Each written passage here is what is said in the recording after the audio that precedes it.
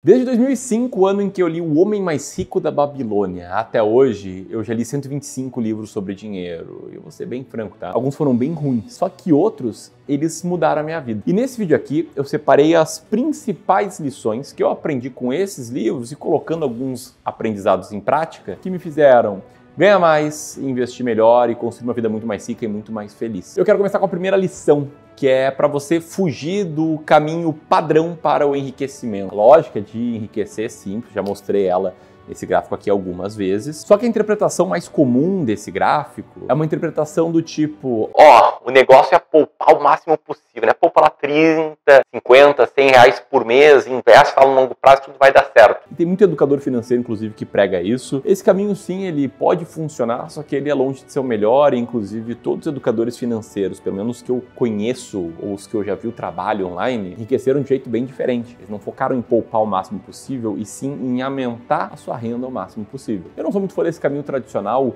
porque é muito fácil você se desmotivar ao longo das muitas décadas que são necessárias para esse caminho dar certo. Também porque o quanto você pode poupar acaba sendo muito limitado à sua renda. Se você tem uma renda familiar de 10 mil reais por mês e quer proporcionar educação particular para os seus filhos, quer ter plano de saúde, etc., é muito difícil de poupar mais do que 10, 15% da renda. Agora, se você consegue crescer bastante a renda, é mais fácil poupar um percentual maior, em termos absolutos, um valor maior. Esse site eu peguei muito de um livro chamado The Millionaire Fast Lane. Bom, a lição número 2 é que dinheiro é uma ferramenta. Então, antes de pensar em poupar mais dinheiro, acumular mais patrimônio, aumentar a renda, você precisa entender que o dinheiro ele não pode ser um fim em si mesmo. Em outras palavras, você precisa entender por que o dinheiro importa na sua vida. O que ele pode te proporcionar, que está alinhado aos seus principais valores, que são coisas que te fazem feliz, que aumentam a sua satisfação em viver. Pensa em duas pessoas querendo enriquecer. A primeira tem a meta que é acumular 10 milhões de reais. Já a segunda tem a meta que é gerar uma renda passiva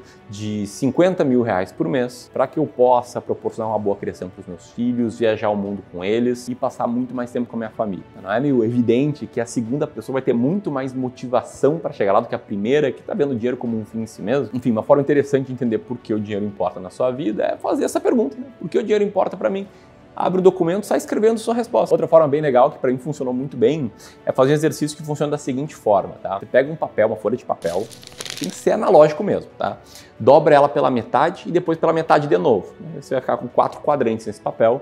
Para cada quadrante você escreve um título que seja de uma área da sua vida, pode ser tipo profissional, pessoal, saúde e relacionamentos, por exemplo. E aí você imagina que tá 5 anos no futuro, encontrou um amigo que você gosta bastante, uma pessoa que você tem bastante intimidade, e essa pessoa perguntou: e aí, como é que tá a tua vida? E tu respondeu genuinamente, feliz, falando: cara, minha vida tá muito boa, cara. Ela não poderia estar melhor do que ela tá hoje. Pô, tudo que eu planejava deu certo e tal. E aí você pensa, o que tem que estar acontecendo em cada área dessas 4 que eu escrevi aqui no papel, daqui a 5 anos, para eu responder isso de forma genuína, que tá tudo muito bom. E escreve lá na voz ativa, o que você tá fazendo. Eu fiz esse exercício tempos atrás, curiosamente, tá quase 5 anos atrás, e com base nas minhas respostas ficou muito claro para mim quais eram os meus valores e, consequentemente, como o dinheiro poderia me ajudar a ter uma vida mais repleta dele. Lição número 3 é você escapar da tentação de ver uma vida medíocre. Isso importa muito, tá? Porque o jogo do enriquecimento, ele não é vencido pela pessoa mais inteligente, sim pela pessoa mais consistente, tem o melhor comportamento. É um jogo muito mais de comportamento do que de inteligência. E na média eu vejo que tem 2 grandes grupos que fracassam nesse jogo. Compõe a maioria das pessoas, né? Infelizmente a realidade é. O primeiro grupo é aquelas pessoas que vivem sob o lema deixa a vida me levar, e aí tratam muito mal o dinheiro, não estão nem aí, acham que isso não é importante, lá na frente vão pagar uma conta muito grande. O grupo aqui nem tá assistindo esse vídeo. E o segundo grupo é aquelas pessoas que até se esforçam por algum momento, até se motivam em algum ponto, até criam um plano financeiro, mas não seguem com ele. E o motivo é que a gente tem uma tendência à mediocridade, a regredir à média. Esse é o conceito de entropia, que as coisas tendem sempre ao caos aplicado na nossa vida. Num desses livros aqui eu li a história que se tu pega um sapo e uma panela de água fervente e joga o sapo na panela, ele vai sair correndo, ele vai pular e tal, vai escapar. Agora, se tu pega um sapo, coloca numa panela, a temperatura ambiente, e vai fervendo a água aos poucos, o sapo vai ficar lá até morrer. O grande ponto aqui é que se você quer enriquecer, você vai ter que fugir da mediocridade, vai ter que fazer coisas diferentes da média das pessoas, porque a média das pessoas não conquistam bons resultados. É o que o Robert Kiyosaki chama de fugir da corrida dos ratos no livro Pai Rico, Pai Pobre. Falando em Robert Kiyosaki, a lição número 4 é a de você comprar ativos antes de passivos. E aqui eu não vou pegar a definição contábil, sim a do Pai Rico, Pai Pobre, que é um ativo é algo que coloca dinheiro no seu bolso, um passivo é algo que tira dinheiro do seu bolso. Sobre a definição do Kiyosaki, a minha casa aqui, por exemplo, é um passivo, né? Porque eu tenho que pagar IPTU, tenho que pagar condomínio, manutenção, etc. Enquanto uma carteira de ações é um ativo, que vai me render dividendo. E é muito importante você se acostumar a comprar ativos antes de passivo, mas sem tomar cuidado de que é naquela vala comum do tipo, olha, comprar casa nunca vale a pena, etc. A gente vai falar mais sobre isso, mas não sei antes eu passar pela lição número 5, que é decisões difíceis hoje, vida fácil amanhã. É característica normal do ser humano ter pressa nas coisas, né? Querer ter resultados hoje, ver o seu crescimento agora, ficar bom em algo rápido, ficar rico rápido. Só que isso não é possível. Então você tem que estar muito atento, ter muito cuidado com o perigo da gratificação instantânea. Tomando cuidado, em especial, para não perder rapidamente seu patrimônio, correndo mais risco do que faz sentido para você, do que você aguenta, ou fazendo coisas que você não sabe que está fazendo. Tudo que parece fácil demais acaba tendo um preço muito alto. Me leva para a lição número 6, é que não existem segredos. De novo, enriquecer é sobre você ganhar mais, não gastar no mesmo ritmo que você está ganhando, poupar a diferença, investir bem, criar ativo. E você faz isso desenvolvendo bons hábitos, tendo disciplina em fazer o trabalho chato todos os dias, durante todos os meses, por todos os anos, por uma década e meia, e que envolve você imergir numa jornada de desenvolvimento pessoal. Você vai ter que ser uma pessoa melhor, um profissional melhor para ganhar mais e ter uma renda melhor e maior. Falando nisso, agora eu quero ir para as lições sobre ganhar dinheiro de fato. A primeira delas, a lição 7 desse vídeo, é começar fazendo o melhor investimento que existe. Lá em 2015, eu tinha uma carteira de cerca de 70 mil reais em fundos imobiliários e ações. De lá para cá, sem considerar novos aportes, essa carteira mais ou menos triplicou. Beleza, aqueles 70 mil viraram 200 mil. Pô, super legal. Só que naquela mesma época, eu fiz alguns investimentos bem interessantes. Gastei 3 mil reais num curso sobre como ter um blog online, como criar um blog online. Gastei 2.500 reais para anuidade de uma plataforma de e-mail marketing. E fiz esta compra que está na tela agora, cerca de $260 numa série de livros sobre dinheiro. Inclusive tá alguns aqui, que foram os livros que eu li, resenhei, foram a base das estratégias de investimentos que a gente seguiu no Clube do Valor, o preço que estava montando naquela época. Eu vou te falar que esse investimento em conhecimento, seja pelos livros, seja no conhecimento sobre como ter um blog, né, porque o Clube do Valor começou como um blog, ele rendeu muito, mas muito mais do que aqueles 70 mil investidos na bolsa. Quando eu digo muito mais, é assim, em termos de faturamento da empresa, putz, é milhares de vezes a mais, né? Não é 10 vezes mais, só para entender a dinâmica aqui. Aí, como dizia o Benjamin Franklin, investir em conhecimento sempre rende os melhores juros, o que nos leva para a 8ª lição, é que renda passiva requer muita renda ativa. Eu vejo uma gurizada aí procurando por segredos da renda passiva, como ter uma renda passiva rápida, veja só minhas 9 fontes de renda passiva, e achando que é muito fácil gerar renda passiva, e na verdade não é. Gerar renda passiva requer que você tenha uma alta renda ativa ainda. Não adianta só comprar os livros, você vai ter que ler eles, estudar eles, resenhar eles, aplicar o aprendizado deles na sua vida, para daí desenvolver habilidades que têm um valor no mercado, para aí a sua empresa crescer e você ganhar mais, ou você como executivo crescer na empresa e ganhar mais, para aí ter mais dinheiro para comprar os investimentos que geram renda passiva, que por definição é aquela renda que você não tem que trabalhar para receber. Então hoje lá eu tenho minha carteira ali de investimentos que eu não fico olhando para ela. Inclusive o pessoal do Clube do Valor cuida para mim, e dela sim eu tenho uma certa renda passiva. Só que eu montei aquela carteira como? Com a minha renda ativa, com a renda do meu trabalho, com a minha renda como empreendedor. Aí como gerar renda? Vamos lá para a lição número 9. Dinheiro ganho igual a valor gerado. Tem que gerar mais valor para mais pessoas. Quanto mais valor você gerar e quanto mais pessoas você impactar, mais dinheiro você vai ganhar na tua vida. Pega um exemplo, tá? Um cargo executivo, como por exemplo CEO de empresas grandes. Segundo a Forbes, o salário médio de um CEO de uma empresa listada na bolsa é de 12 milhões de reais por ano. Por que eles ganham tanto? Tá? Porque as decisões que esses caras tomam, elas têm o potencial de impactar muito a geração de valor de milhares, ou melhor, centenas de milhares, talvez até milhões de vidas. A minha renda pessoal aqui, por exemplo, cresceu muito nos últimos anos porque o Clube do Valor passou a impactar mais pessoas, gerando o mesmo valor, sempre muito grande, que a gente gerou com o nosso trabalho muito bem feito. Isso valeu aqui para todo mundo que trabalha no Clube do Valor. Todo mundo que está conosco há mais tempo, que cresceu conosco, tem uma renda maior porque a gente está impactando mais e mais pessoas. Agora, como fazer isso? A gente vai para a lição número 10, que é o trabalho inteligente é o que vai te te enriquecer. Se sua renda ela é uma derivada da quantidade de pessoas que você impacta e do valor gerado para essas pessoas, como gerar mais valor? Considerando que todo mundo tem as mesmas 24 horas por dia, eu tenho as mesmas 24 horas por dia do Elon Musk, que tem uma renda infinitamente maior que a minha. Nós dois temos as mesmas 24 horas por dia e, eventualmente, outras pessoas têm uma renda muito menor. A resposta é aprender a trabalhar de forma inteligente, a ter alavancagem. O que é alavancagem? É quando as coisas que você coloca no seu trabalho geram um resultado maior. E para mim o caminho para o trabalho inteligente é você primeiro não confundir estar ocupado com ser produtivo. Depois aprender a eliminar tarefas, a dizer não. Além disso, aprender a analisar onde é que está o melhor resultado possível que você pode gerar com o seu trabalho. Passa também por desenvolver novas habilidades com o passar do tempo, ou seja, ser um eterno estudante, um eterno aprendiz e buscar eficácia e eficiência. Né? Você não sabe a diferença entre elas. Eficácia é fazer o que for necessário para te aproximar dos seus objetivos. Eficiência é fazer uma tarefa da forma mais otimizada, mais econômica possível. A grande ironia nisso aqui é que é necessário muito trabalho duro ao longo de muitos anos para você aprender a trabalhar de forma inteligente. Então comece trabalhando duro que você vai aprender a trabalhar de forma inteligente. Em especial se você seguir a próxima lição número 11, que é aprender a se comunicar. Porque uma das melhores formas de alcançar mais pessoas, né, de mostrar que você consegue gerar valor para mais pessoas é se comunicar bem. Ao comunicar bem, você amplifica o seu trabalho. Um exemplo, o vídeo do meu outro canal, do Clube do Valor. Geralmente o vídeo nosso bate 25, 30, 40 mil visualizações, porque tem pessoas já que se acostumaram à minha forma de se comunicar, que gostaram, se identificaram com ela, porque a gente consegue botar um título chamativo, tem aquelas caretas lá na capa do vídeo, que quer goste de você ou não, é o que chama a atenção das pessoas e é o reflexo de conseguir comunicar uma ideia de forma boa. É óbvio que tem muito que aprender ainda, mas comunicar bem me levou bastante longe. E se você seguir todas as lições até aqui, você vai começar a ganhar mais dinheiro. E entram as lições sobre como investir melhor esse dinheiro, como a 12ª desse vídeo. Entender que não existe verdade absoluta, tá? Em investimentos não existe um melhor investimento do dia, do momento, do ano.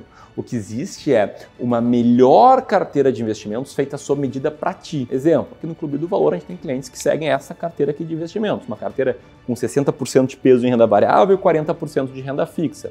Mas tem também aquelas pessoas que querem correr mais risco, aguentam isso, toleram isso, então tem carteiras mais arrojadas, como essa aqui que está na tela agora, que é 100% renda variável. Enfim, não existe melhor investimento e sim a carteira certa para o perfil certo. Lição número 13. Pense em preservação antes de multiplicação. Entra uma frase do Warren Buffett que eu gosto muito que diz: regra número 1, nunca perca dinheiro. Regra número 2, nunca se esqueça da regra número 1. Todo mundo chega na parte de investir pensando em rentabilidade, né? O que rende mais, o que paga melhor, o que tem maior potencial de retorno. Só que os investidores de sucesso, eles pensam antes em risco, em proteção. Quanto que eu posso perder aqui? Eu aceitaria perder tudo isso? Tá ok para mim? Se sim, então vou montar uma carteira com mais risco. Falando aqui como gestor de investimentos, não como empreendedor, algumas dicas práticas de investimento seriam investir em pelo menos 3 classes de ativos, diversificar a quantidade de ativos dentro de cada classe e montar uma carteira que seja alinhada ao quanto de risco você tolera e não ao quanto de retorno você quer. Isso é muito importante para você evitar erros que muitas vezes acontecem por conta da lição número 14, que é entender que seres humanos são seres emocionais. A disciplina mais importante para os investimentos não é contabilidade ou economia, e sim psicologia.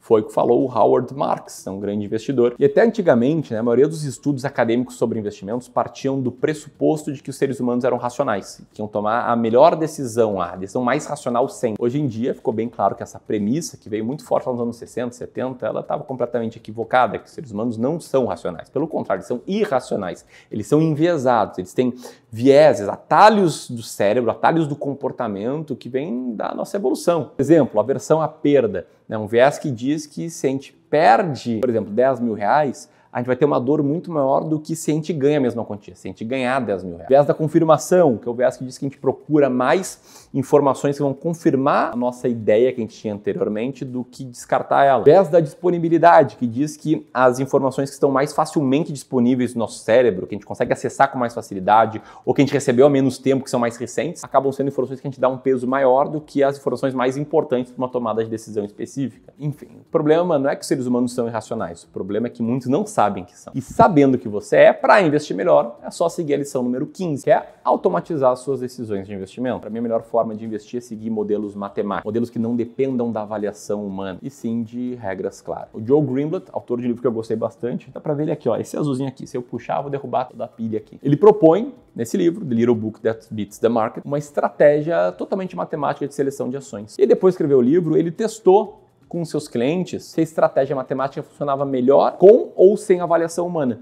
Ele dividiu os clientes dele em 2 grupos. Aqueles que iam seguir a estratégia, arrisca, e aqueles que iam partindo da dinâmica, da lógica que a estratégia mostrava como sendo a melhor lógica, colocar ali as suas interpretações para escolher as melhores ações. E aí, qual foi o resultado? Tá? Durante os 2 anos desse estudo, as carteiras 100% matemáticas, sem o viés humano, elas renderam 84%. As carteiras com o viés humano, em que os investidores partiam da fórmula para escolher as ações, elas renderam apenas 59%, que foi abaixo da média do mercado S&P 500, que rendeu 62% no mesmo período. Até aqui eu passei por lições sobre mentalidade do dinheiro, sobre ganhar mais dinheiro, sobre investir melhor, mas as mais importantes, elas são as próximas 3. Lição 16. Otimize as suas decisões para aumentar sua liberdade, não sua riqueza. Não adianta nada acumular riqueza se ela não for bem utilizada. Uma das melhores formas de usar o seu dinheiro para ser mais feliz é você comprar tempo e comprar autonomia, liberdade, dependência, chame como quiser. Essa foi uma lição que eu tive depois de ler alguns livros sobre felicidade. E para mim a verdadeira felicidade está ligada à liberdade.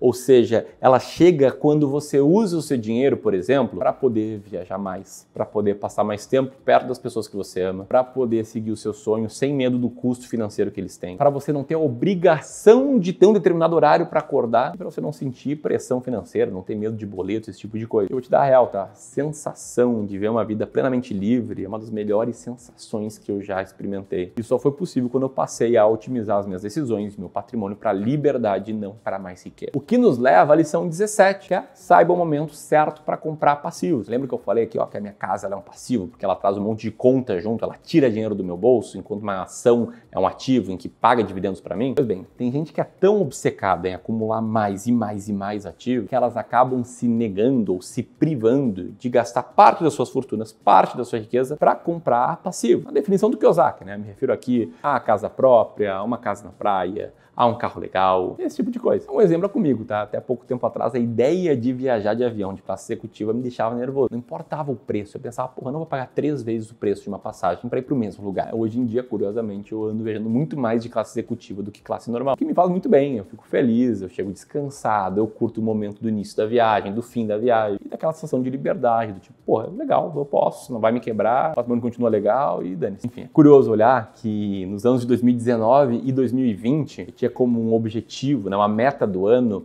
poupar entre 80% e 90% da minha renda. Inclusive, eu cumpri esse objetivo em 2021. Poupei 90 e tantos por cento. Atualmente, o meu objetivo geralmente é poupar, no sentido de investir, né, na carteira de investimentos, algo entre 15% a 25% da minha renda. Justamente para me permitir viajar mais, curtir o momento, eventualmente comprar um passivo e gastar dinheiro com as coisas que são alinhadas aos meus valores, né? Que é a família, crescimento, liberdade, tranquilidade. Mas tem uma coisa que é mais importante do que tudo isso, que é a lição número 18, que é não se compare. É uma frase do JP Morgan, que deu nome, né, ao banco de investimento. Nada prejudica tanto seu julgamento financeiro quanto ver seu vizinho ficar rico. A comparação com outras pessoas, ela raramente vai te fazer bem, tá? A única comparação boa é aquela que você faz consigo mesmo. Eu até criei um hábito recentemente, em momentos em que eu tô mais estressado, em que eu tô com o pavio mais curto, em que às vezes eu tô me esquecendo de tanta coisa boa que tem na minha vida, que é abrir a câmera do meu celular e procurar fotos de 5 anos atrás e tentar me lembrar como é que eu me sentia, como é que eram as coisas, tudo que eu cresci de lá pra cá, tudo quanto a minha vida melhorou. Isso é uma coisa que me fez colocar as coisas numa perspectiva melhor e ser muito mais feliz. E ao mesmo tempo parei de me comparar com outras pessoas. Passei a me comparar apenas comigo. E a lição número 19 é: não pare de crescer, mas não deixe de valorizar aquilo que você tem. Esteja contente com o que você tem. Alegre-se com a maneira como as coisas são. Quando você percebe que não está faltando nada, o mundo inteiro pertence a você. Essa é uma frase de Lao Tzu. E aí um estudo chamado The Overspent American analisou como os norte-americanos respondiam à pergunta: para ver uma vida com conforto razoável, qual seria a renda anual que uma família de 4 pessoas precisa hoje? E aí, por 2 décadas, as pessoas consistentemente queriam mais do que elas ganhavam. Elas sempre acreditavam precisar um pouquinho mais. É um traço natural. Querer mais. E tá tudo bem desde que você não transforme isso em sofrimento. E para lidar com esse desejo natural de ter mais, não tem nada melhor do que exercitar a sua gratidão. Ser grato por tudo aquilo que você tem hoje. Eu sou muito grato por poder estar gravando esse vídeo. E se você quiser conhecer a minha história, como eu fiz meu primeiro milhão aos 26 anos, vou deixar aqui o vídeo no final, assim como um guia para você ficar à frente de 99% das pessoas. Um grande abraço e até mais.